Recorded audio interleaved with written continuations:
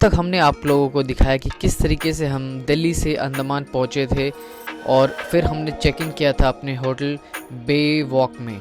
और उसके बाद अब इस पोर्शन में हम आपको दिखाएंगे कि डे फर्स्ट ऑफ अंडमान यानी कि पोर्ट ब्लेयर में क्या क्या जगह है घूमने के लिए। तो सबसे पहले हम जाएंगे कॉर्विन्स को बीच में और वहाँ पे हम जो माहौल है वो एंजॉय करेंगे और आप लोग को दिखाएंगे।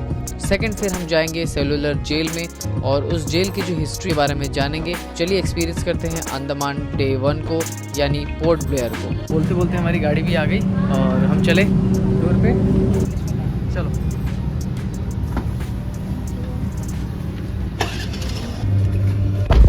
तो अभी हम जा रहे हैं कॉर्विन्स को बीच और इस रास्ते में आप देख सकते हैं कि बहुत ही सुंदर हमें नज़ारा देखने को मिल रहा है। और हमारे होटल से जस्ट निकलते ही ये एक बीच साइड रास्ता है वो दिख रहा था। ये बिल्कुल मुंबई के मरीन ड्राइव की तरह है, not exactly but kind of आप कह सकते हो marine drive of Andaman port Blair.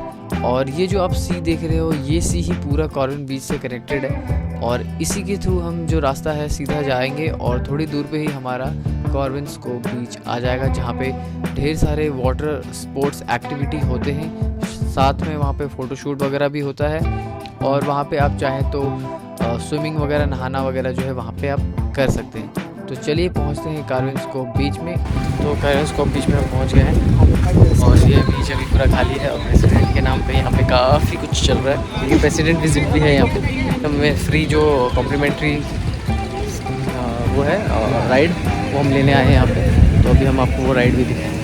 ये आप देख सकते हो यहाँ पे ये सारे राइड्स भी आप कर सकते हो, आप स्टॉप करके पढ़ सकते हो।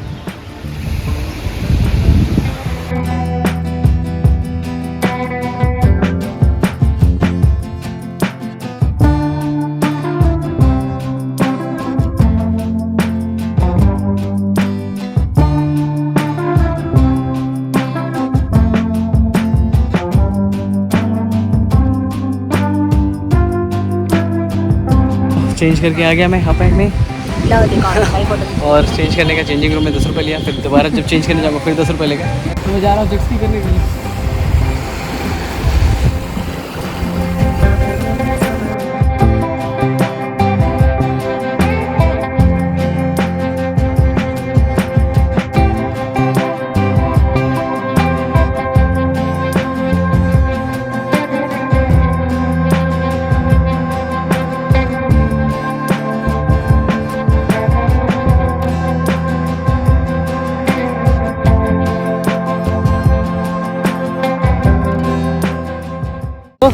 कैसा लगा जेट स्की?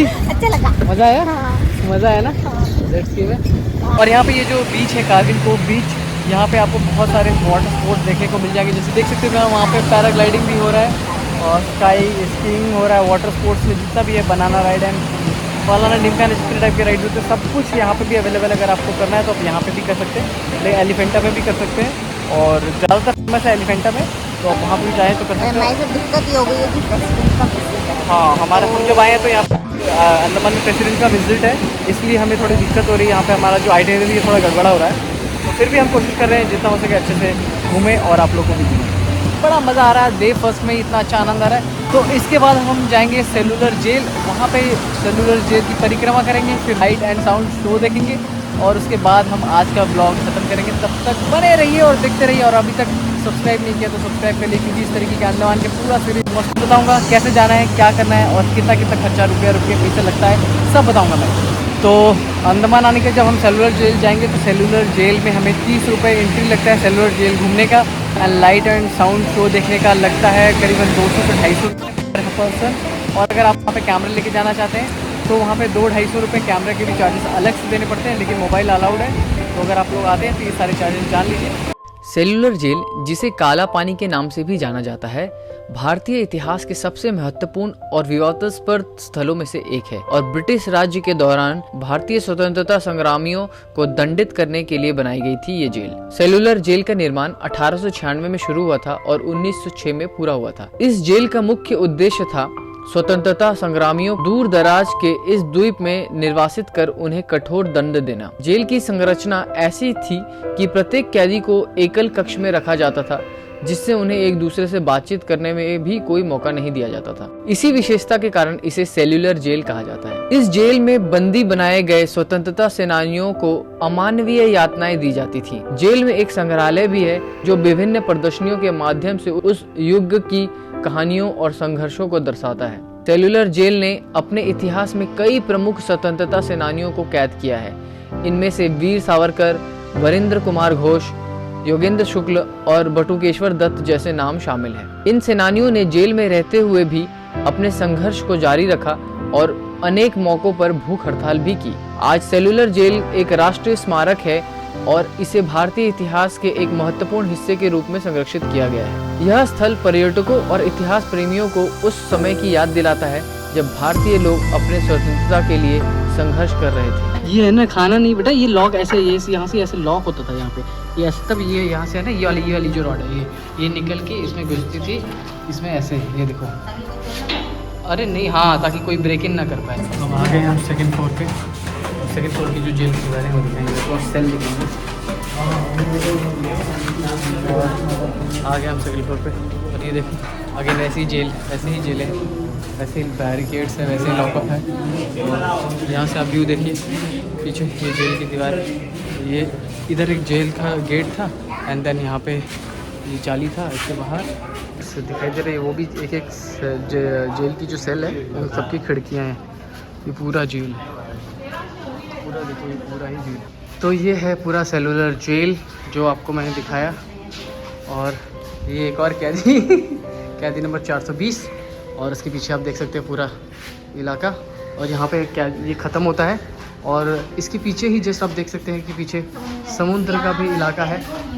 अभी भी कच्चे ईंटें देखो पुराने वाले हैं, अभी भी वही मजबूती, वही लॉक, वही सब कुछ है। अभी हम थर्ड फ्लोर पे आ गए हैं जेल के और यहाँ से बाहर निकलने का भी जगह है। ये सेलुलर जेल कई ब्लॉक्स में विभाजित है और साथ ही ये 3 मंजिला इमारत भी है। और फिलहाल हम इसकी तीसरी मंजिल से जो बाहर की तरफ रास्ता निकल के आता है वहाँ पे हम जा रहे हैं। और यहाँ से आप बाहर देख सकते हैं कि कितना खूबसूरत नज़ारा दिखाई देता है। और आप सामने जाएंगे तो ये पूरे ही सामने एकदम समुद्र से घिरा हुआ है, इसीलिए इसे काला पानी भी कहा जाता था, क्योंकि ये जेल जो है एकदम मिडिल में था एक आइलैंड के और इसके चारों तरफ पानी थी, जिस वजह से यहाँ पे कोई भी जो कैदी यहाँ पे आते थे उनका कोई भी भागने का यहाँ से चांस नहीं होता था। और अभी आप ऊपर एक हेलीकॉप्टर देख सकते हैं, ये भी इस तरीके से परिक्रमा कर रहा है यहाँ पे, क्योंकि यहाँ पे हमारी राष्ट्रपति द्रौपदी मुर्मू आई हुई है तो उनके सिक्योरिटी के लिए ये सब हो रहा है। जो सामने देख रहे हैं ये है एक सेंट्रल टावर, जहाँ पे हमारे जितने भी फ्रीडम फाइटर्स यानी स्वतंत्रता सेनानी थे 1909 से लेके 1921 तक जो इस जेल में कैद थे, स्टेट वाइज उन सभी के नाम यहाँ पे लिखे हुए हैं, ये आप यहाँ पे देख सकते हैं। ये है सेंट्रल टावर, जहाँ से खड़े होके आप पूरे जेल को एक साथ एक ही जगह से देख सकते हैं।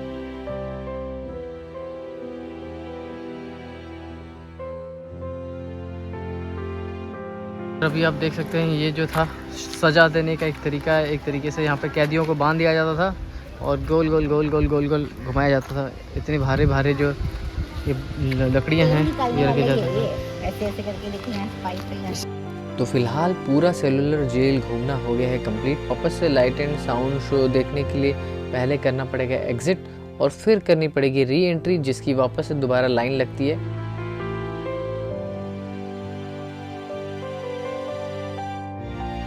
लाइट एंड साउंड शो शुरू होने वाला है कुछ ही क्षणों में।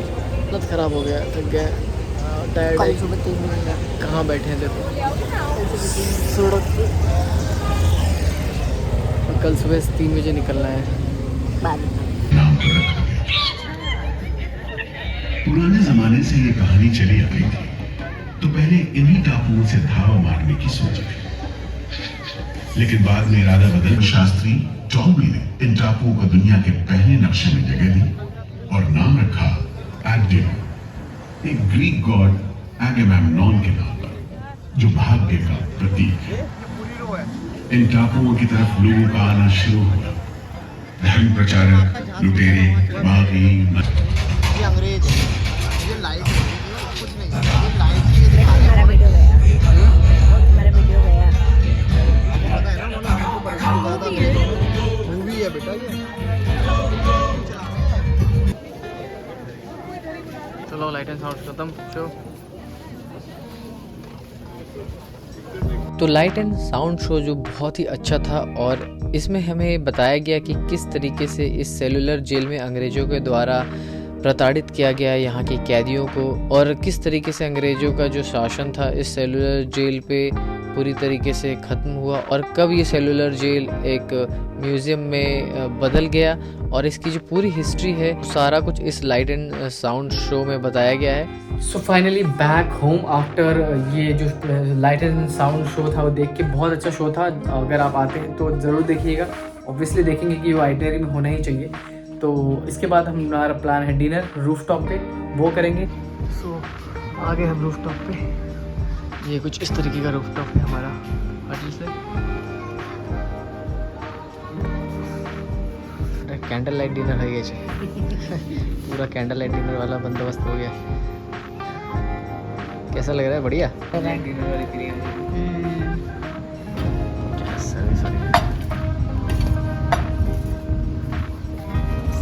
सर्विस कि कल सुबह हमें सुबह 3 बजे निकलना है वारतांग आइलैंड के लिए, तो वो अगले वीडियो में अगले ब्लॉग में दिखाऊंगा मैं। तो इस ब्लॉग को मैं यहीं पे समाप्त करता हूँ। उम्मीद है आप लोगों को ब्लॉग पसंद आया होगा, और ऐसे और भी अंडमान के पूरे जो टूर्स एंड ट्रैवल वाले ब्लॉग्स हैं वो आते रहेंगे, और कितना खर्चा होगा और कितना कितना कैसे कैसे क्या क्या होगा वो सब मैं इस ब्लॉग्स में बताते रहूँगा। तो आई होप आप लोग को पसंद आएगा, और सब्सक्राइब करके रख दें चैनल को, लाइक से सब्सक्राइब करें। बाय बाय, जय हिंद, बाय बाय।